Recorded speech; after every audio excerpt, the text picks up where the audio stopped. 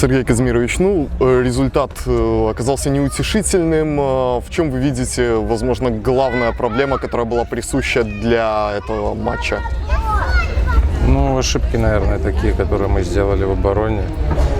На первой минуте первого тайма и на первой минуте второго тайма нельзя, наверное, делать, за что соперник нас сразу и наказал. Да, ребята хотели, старались отыграться, выиграть, забить на гол, на 2 больше, чтобы хватило для победы, но, к сожалению, не сделали это.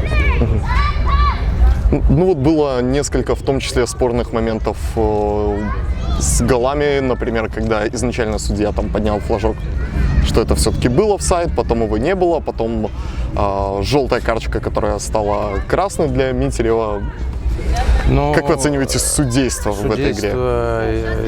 Вы знаете, никогда не оцениваю, просто по этому конкретному моменту я считаю, что это какое-то издевательство над тренерским штабом, футболистами.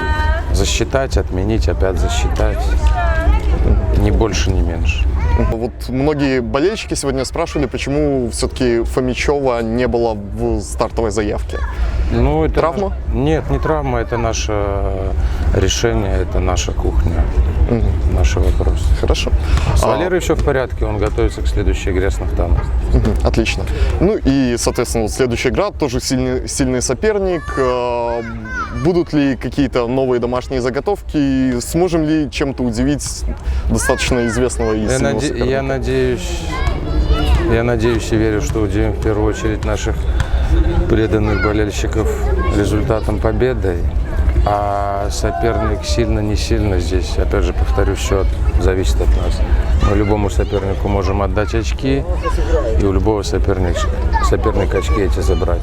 Первый круг тому подтверждение. Я понял. Все, хорошо, спасибо.